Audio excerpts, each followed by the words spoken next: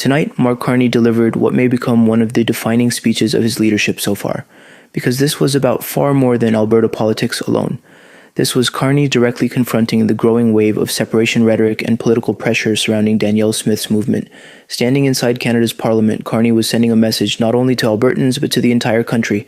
Canada moves forward together, Canada remains united, and Canada will not allow itself to be pulled apart by political division and manufactured outrage. What made the speech especially powerful was the way Carney handled the moment. He did not respond with anger or confrontation. Instead, he answered with confidence, optimism, and a reminder that Alberta is deeply tied to Canada's success story. Alberta did not stand outside of Canada's rise. It helped build the country itself. And tonight, we're going to break down why this may have been one of the strongest and most politically important leadership moments of Mark Carney's career so far.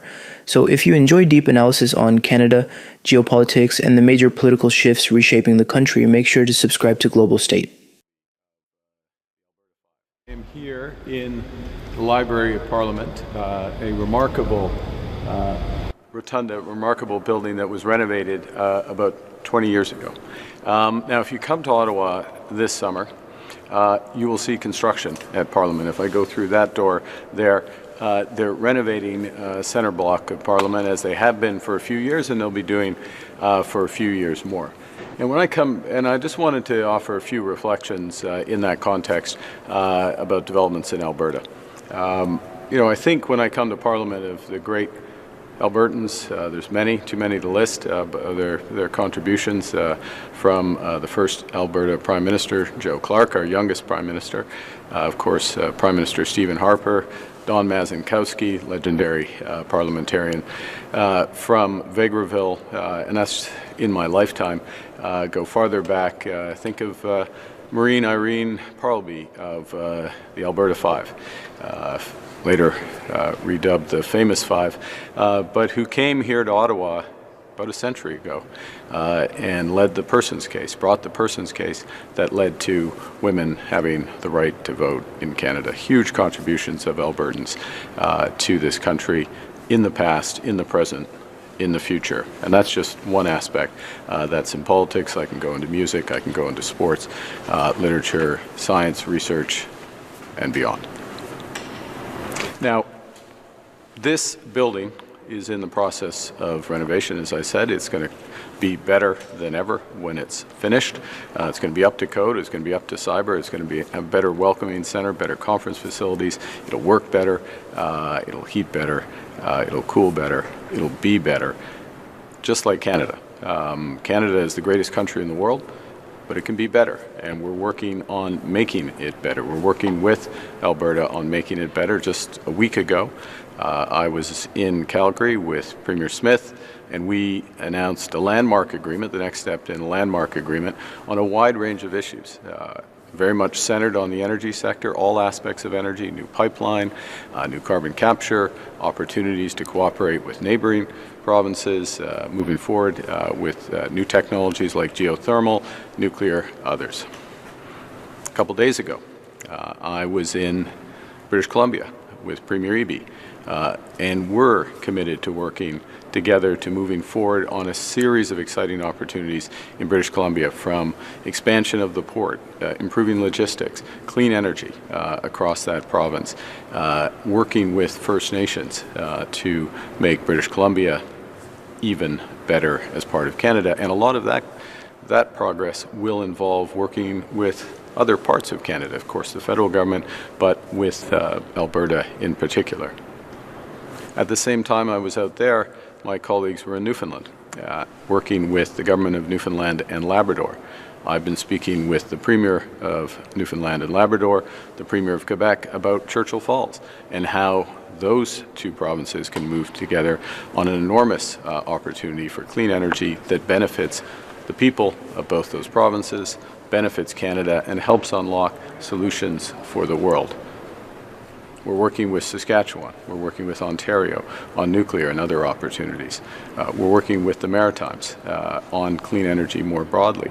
We're working with Manitoba on a series of issues, including opening up Churchill and clean energy and export opportunities there. And we're working across the north, across the territories, to assert our sovereignty and to build enormous opportunity. Canada's working. We're working in a spirit of cooperative federalism to make the country better. We're renovating the country as we go, and Alberta being at the center of that is essential. It's essential for... What makes this entire situation so politically fascinating is the growing contradiction surrounding Danielle Smith's strategy. Because as former NDP leader Tom Mulcair pointed out, Alberta may actually be dealing with one of the most supportive federal governments it has seen in years. Mark Carney has openly backed new pipelines, resource development, energy expansion, export growth, and direct cooperation with Alberta on major economic projects. Which raises a very important question. If Ottawa is already supporting many of Alberta's biggest economic priorities, why does the separation rhetoric continue becoming more intense? And honestly, that is exactly why tonight's speech carried so much political weight. Because Carney was not speaking like a prime minister trying to confront Alberta. He was speaking like a leader.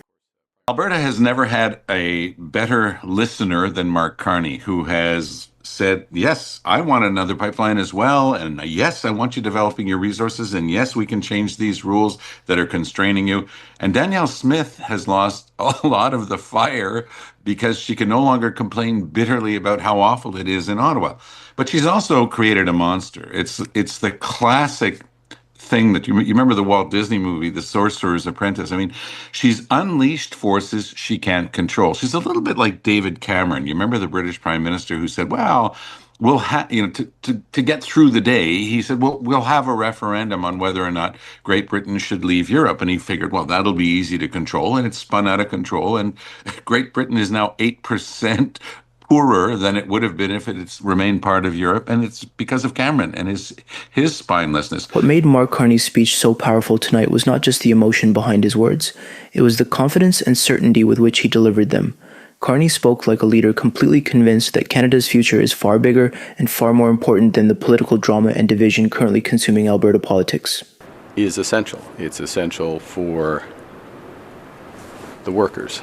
I think of the workers of Local 496 that I visited last week, who will help build not just in Alberta but across the country. That's why we're committed to creating more than 100,000 new apprenticeships over the course of the next decade.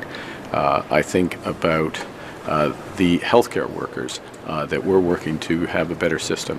And I think about the farmers in Alberta and across the prairies.